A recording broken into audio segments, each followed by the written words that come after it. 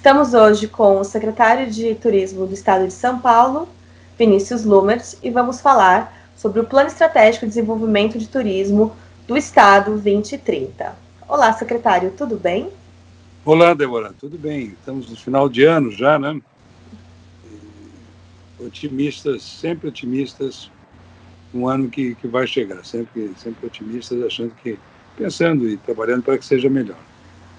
Com certeza. Secretário, explica para a gente o que é o Plano de Turismo 2030 e qual o seu objetivo? Veja bem, vamos lá, por partes. Eu participei de vários planos, eu fui dirigente do sistema SEBRAE, participei da reorganização, da reinvenção lá, fui secretário de Planejamento do Estado de Santa Catarina. Então, uma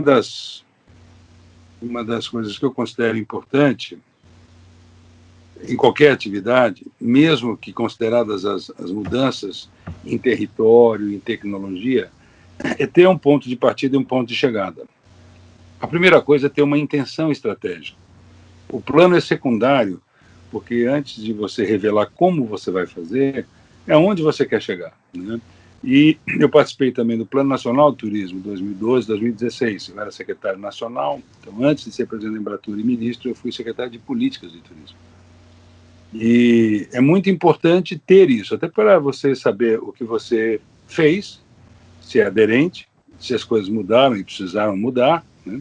Ou se ninguém fez nada, que é muito comum no Brasil, em alguns tópicos, simplesmente ficarem em branco. Isso, inclusive, é uma referência para o não feito, paradoxalmente, né? Para que não haja desculpas e dizer, não, mas não havia compromisso com qualquer coisa. Não, há compromisso. A intenção estratégica aqui é muito clara. São Paulo que precisava de um plano como esse, 2030. Nós temos um 2040 em desenho, junto com a FIP também, que é um pouco mais amplo. Mas o 2030 com a FIA-USP, ele coloca claramente o turismo no centro da agenda econômica de São Paulo, como motor de desenvolvimento. Ele constrói os cenários de competitividade, ou de intenção competitiva, baseado em premissas existentes que são muito claras e não observadas em geral no Brasil, e no caso em São Paulo também, porque São Paulo nunca teve o turismo como central na sua agenda. São Paulo é o lugar da industrialização e do agribusiness, né? O turismo sempre foi olhado de forma a ser uma consequência da atividade econômica, não um entendimento que se tem pelo WTC, pelo OMT, de que ele é um motor, uma turbina econômica. Então, São Paulo é o maior receptivo nacional e internacional, o maior emissivo nacional e internacional. Isso tem muitos significados. O Estado tem um potencial enorme e são duas grandes vertentes. Uma é promoção, é preciso vender o que o Estado tem para o próprio Estado, e a outra é estruturação. Essas duas coisas estão muito claras no Plano 2030. Uhum. Eu imagino que o plano, além do turista padrão, vai tentar absorver também o turista de alto padrão, que está acostumado já a viajar para Estados Unidos, Europa e outros destinos. Como fazer o estado de São Paulo e suas outras regiões que são pouco exploradas serem interessantes para esse turista mais exigente, com este perfil? Primeiro, fazer com que, aproveitando inclusive o efeito da pandemia, as pessoas saibam que existem coisas em São Paulo que elas não conhecem e que vale a pena explorar. Que elas podem fazer isso por terra, que é a maior conveniência hoje na época de Covid. São Paulo tem 19 das 20 melhores rodovias do Brasil, né? E tem alguns atrativos interessantes, vários atrativos interessantes em várias regiões, com bons receptivos, hotelaria de charme, resorts, inclusive Airbnb, com residências para aluguel, como é mais tipicamente o caso do litoral norte do estado de São Paulo, e mesmo a capital, no final de semana, um Airbnb ou um hotel de 5 estrelas está barato, né? Então, a promoção é muito importante. Nós criamos um digital para isso com o Convention Bureau, lançamos uma campanha São Paulo para Todos no ano passado, nacional e internacional, uma campanha como nunca havia sido pensada antes em termos econômicos e financeiros, com apoio das companhias aéreas, e nós aumentamos em 5,3% o crescimento do turismo no ano passado em São Paulo. 700 voos a mais por semana. Isso tem a ver com o programa de privatização que está em curso agora, né? A frequência para voos para o interior, mesmo agora na pandemia, nós estamos com um pequeno avião saindo de São Paulo e pousando em Ubatuba. Um pequeno avião da Azul pousando em Itanhaém, né? E nós temos esse projeto de privatização que vai adensar muito o turismo em São Paulo. Então, a promoção, nós estamos com uma campanha no ar, só que agora é de turismo responsável. A continuidade dessa campanha, nacional e internacional, e nós fomos o segundo maior crescimento de acessos no Google em 2019, no mundo. Crescimento, porque nós promovemos pouco. São Paulo nunca olhou. Aliás, os economistas, em geral, não olham para o turismo como uma powerhouse. Eles olham como se olhava no modelo liberal lá atrás, né? Quer dizer, há muitos e muitos anos atrás, onde o setor de serviço era muito mais consequência da indústria e da agricultura, dos setores primário e secundário. Não é mais assim, né? Houve uma desmaterialização da sociedade, as pessoas gastam mais com viagens, né? E isso gera, ao contrário do que era no passado, territórios de desenvolvimento onde acontece, inclusive, a industrialização. Existe um suporte, o turismo dá um suporte a marcas e conceitos como é comum na França, né? Você comprar um produto francês, um carro francês é vendido na mídia e na televisão brasileira como um produto que vem da França e de Paris, como sendo uma alma parisiense, né? Então o turismo tem esse condão. E o Gramado é um caso bem tradicional, mais conhecido dos brasileiros, em que você tem indústria de alimentos, móveis, você tem todo tipo de indústria de arte, artesanato, porcelana, enfim, uma industrialização a partir daí. E também o turismo cria, pelo urbanismo, condições de vida, como foi o caso de Florianópolis, Santa Catarina. Você tem 1.000 startups rodando na cidade, não é porque só tem uma universidade, não é só porque tem uma boa universidade federal, universidade estadual.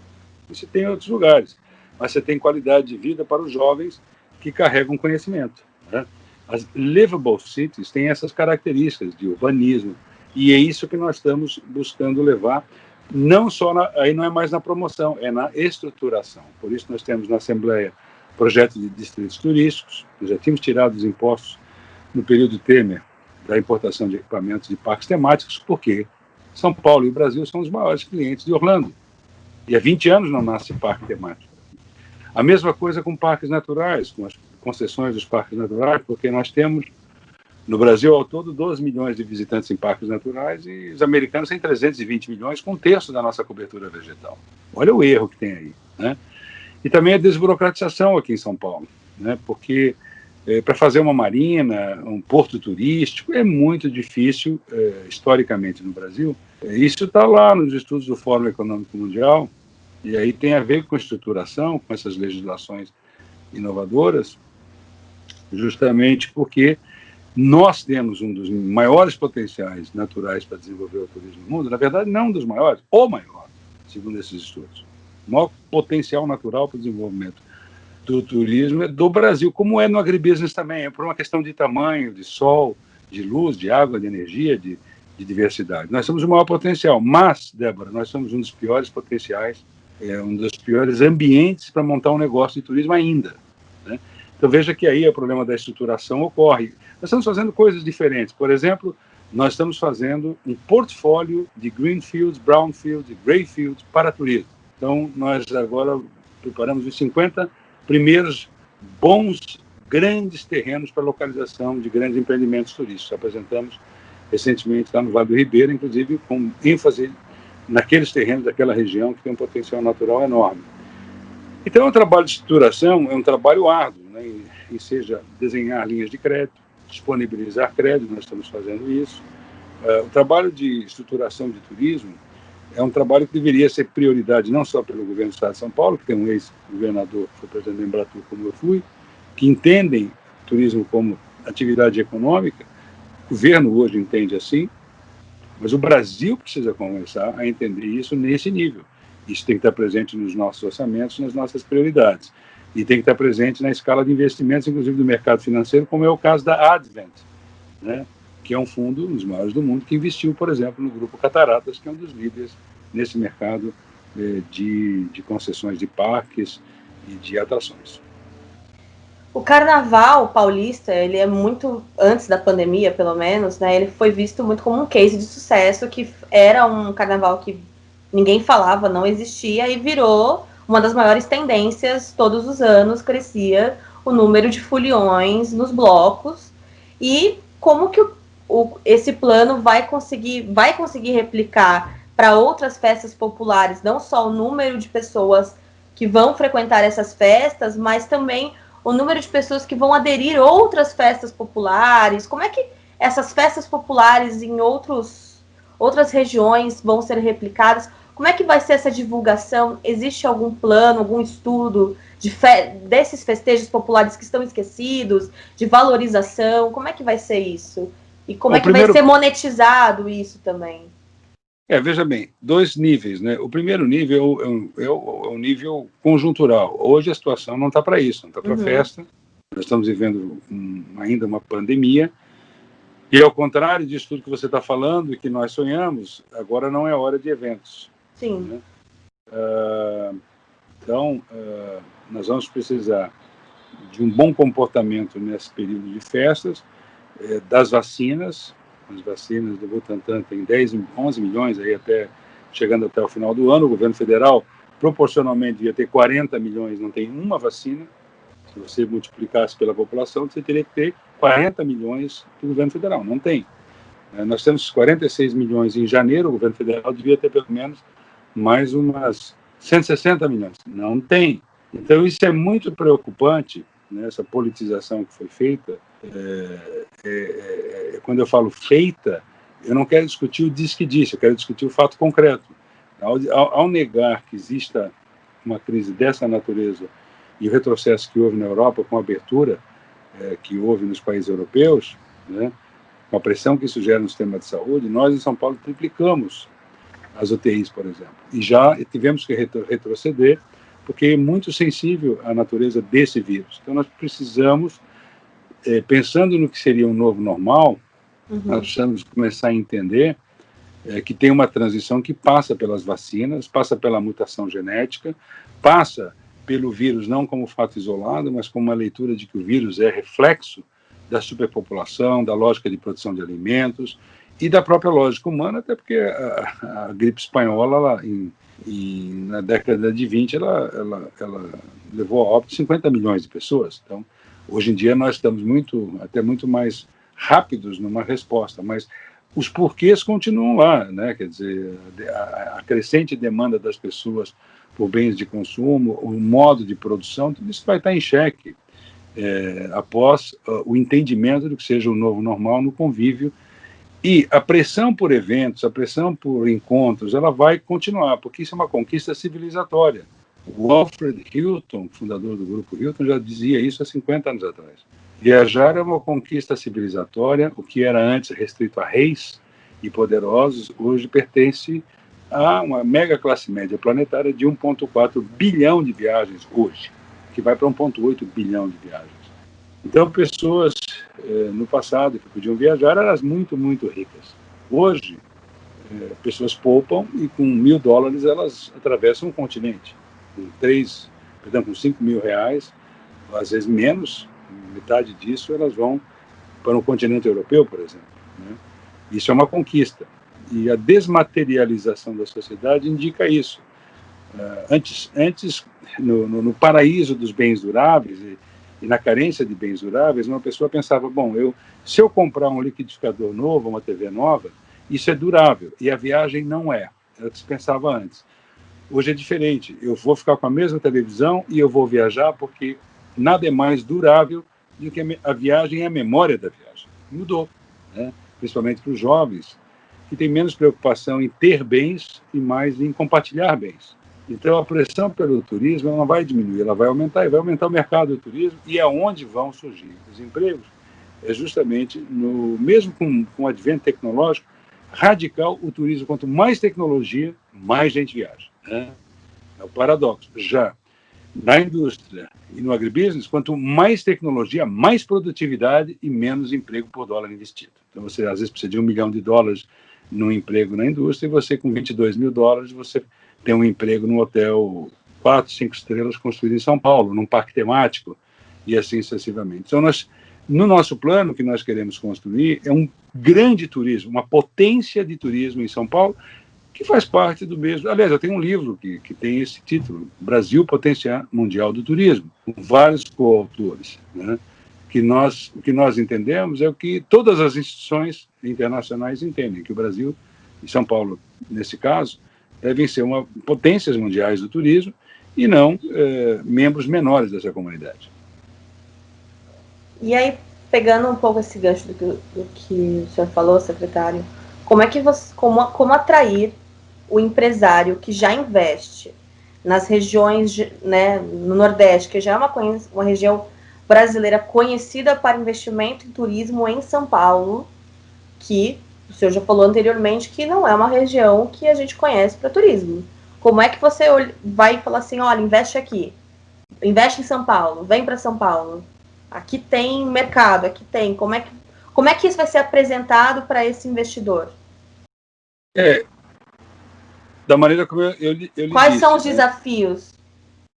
O maior desafio hoje é fazer São Paulo conhecido do investidor, né? E aí fazer esse mapeamento de locais onde se tem essas condições e esses números.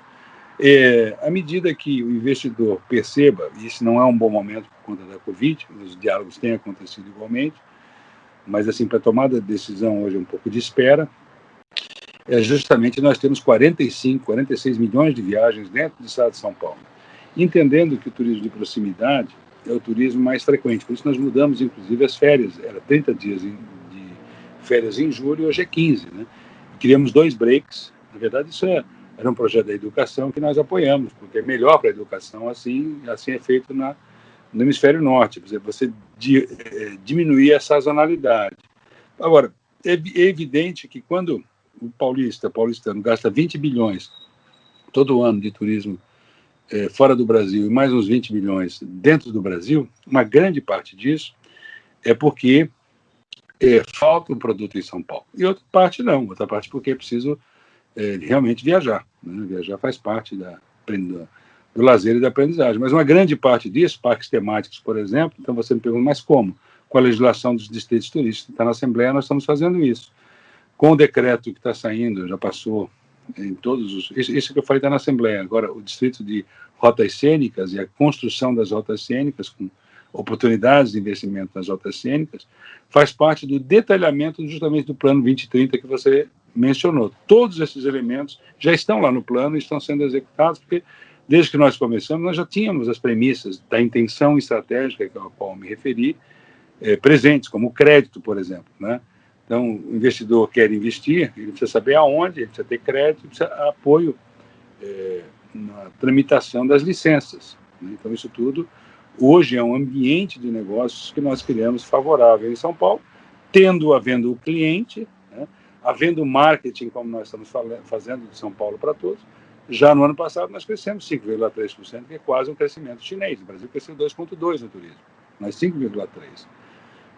Então, a nossa expectativa é de um crescimento robusto interno, baseado nessas 2 grandes linhas, promoção e estruturação. Né? E são esses itens que eu estou, agora, falando para você. Agora, a confiança do investidor, que é o caso, por exemplo, da propriedade compartilhada em Olímpia, que está crescendo muito, de parques temáticos que estão surgindo no estado, se deve, em parte, pela pujança do mercado de São Paulo, consumidor paulista, da posição estratégica para que São Paulo venha a ser objeto de desejo de Minas, do Rio, dos estados do Sul, do Nordeste, mas vai depender também das condições do país. Né? São Paulo é um estado da federação, então a economia brasileira precisa de reformas, precisa de mudanças, precisa tratar a Covid de uma forma mais responsável, porque senão o investidor vai dizer, sim, eu gostaria de investir, mas eu vou esperar um pouco, né? Isso não aconteceu nas privatizações, por exemplo, da Pipa, de uma rodovia que vai de Piracicaba a Panorama, que foi privatizada no meio da Covid por 14 bilhões em São Paulo de reais. Ou da linha 6, que foi privatizada por 6 bilhões de reais. Isso prova que é uma confiança muito grande em São Paulo. né? Mas onde é que são as privatizações do Brasil, a nível nacional, prometidas pelo ministro Paulo Guedes? Meu amigo pessoal, inclusive. A confusão foi tanta que não se fez nenhuma. A reforma administrativa, onde é que ela aconteceu? Em algum estado do Brasil? Não. A reforma administrativa aconteceu no governo federal? Também não. A reforma administrativa aconteceu em São Paulo. E São Paulo, com a Covid, ia ter um déficit no ano que vem de 11 bilhões de reais. São Paulo não ia ter dinheiro para pagar as contas. Agora vai ter um superávit e um volume total, além do superávit, de 65 bilhões de reais. Isso é fazer o serviço, a tarefa de casa. Isso melhora muito a condição do investidor que quer investir, olhando os números do turismo, também olhando os números macroeconômicos, olhando que nós temos linhas de crédito, ele tomar essa decisão. Né? Coisas que ajudam também, no caso da cidade de São Paulo, além das regiões, né? Nós estamos fazendo marketing do Vale do Ribeira, nós estamos criando um produto chamado Litoral Norte, North Shore, que era para ter sido lançado no ano passado. Mas, assim, voltando ao centro de São Paulo, a disposição do Rio Pinheiros é central no hub São Paulo. São Paulo como hub do Brasil. E até 22, até final de 22, vai estar despoluído. Nós fizemos agora, recentemente, na raia da USP, o Boat Show. Já foi uma prévia do que será isso. Foi feita uma privatização de uma área junto a usina São Paulo de perto de 400 milhões de reais de investimento, que é o nosso Porto Madeiro. Né? As ciclovias já foram inauguradas. Né? As ciclovias estão prontas. E o Parque Horizontal, de 8,5 km, também já tem projeto pronto para implementação. Então, como o Sena em Paris, o Tamis em Londres, é fundamental, o Danúbio, que seja em Budapeste, enfim, é fundamental o reposicionamento da lógica do rio da cidade, que é o Pinheiros, depois o Tietê. A mesma coisa no centro, as reformas em Angabaú, né, a nossa parceria com o prefeito Covas, para dar ao centro de São Paulo aquilo que as cidades turísticas têm quando tem um rio, o rio como lugar de desejo da população, de convívio, né? Um rio limpo, um rio que é centro da atividade para o qual em relação ao qual as pessoas não estão de costas.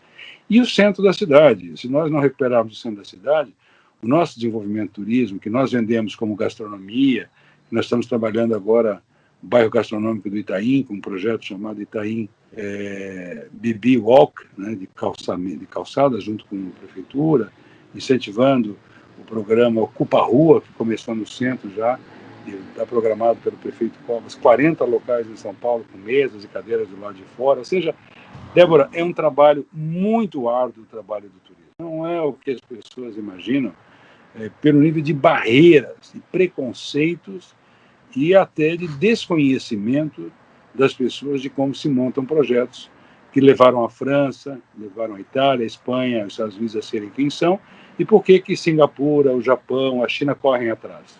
Porque gera empregos, porque abre oportunidades nos campos da criatividade, da economia criativa, enfim, as vantagens são muitas, né? E para o Brasil, em sendo um mega potencial brasileiro, é uma redenção.